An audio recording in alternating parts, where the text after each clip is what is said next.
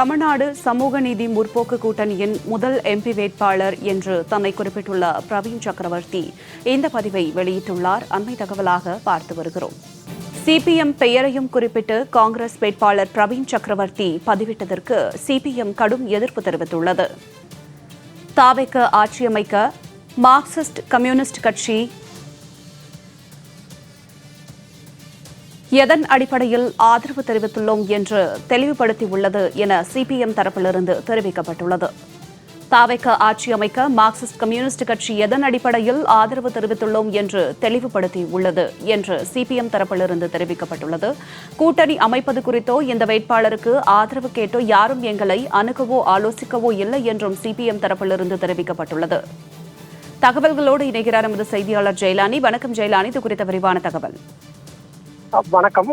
அதாவது சிபிஎம் கட்சியின் மாநில செயலாளர் சண்முகம் தற்போது எக்ஸ் வலைதள பக்கத்துல ஒரு அறிக்கை வெளியிட்டிருக்கிறார். அந்த அறிக்கைக்கான காரணம் என்னவென்றால், தற்போது காங்கிரஸ் கமிட்டி சார்பில் தமிழ்நாடு சார்பில் மாநிலங்களவை உறுப்பினராக தேர்வு செய்யப்பட்டிருக்கக்கூடிய பிரவீன் சக்கரவர்த்தியின் பதிவுதான்.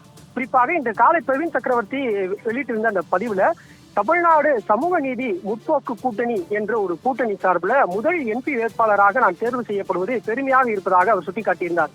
அந்த கூட்டணியுடைய அங்கங்களாக வைப்பவர்களாக தமிழக வெற்றி கழகம், காங்கிரஸ் கட்சி, விடுதலை சிறுத்தைகள் கட்சி, இந்திய யூனியன் முஸ்லீம் லீக் கட்சி மற்றும் சிபிஐ, சிபிஎம் ஆகிய கட்சிகள் இடம்பெற்றிருப்பதாகவும், இந்த கூட்டணி கட்சிகள் சார்பாக தான் முதல் வேட்பாளராக தேர்வு செய்யப்பட்டிருப்பது பெருமையாக இருப்பதாகவும், இந்த கூட்டணிக்கு என தமிழ்நாடு சமூக நீதி முற்போக்கு கூட்டணி என பெயர் வைத்து அவர் பதிவினை பதிவிட்டிருந்தார்.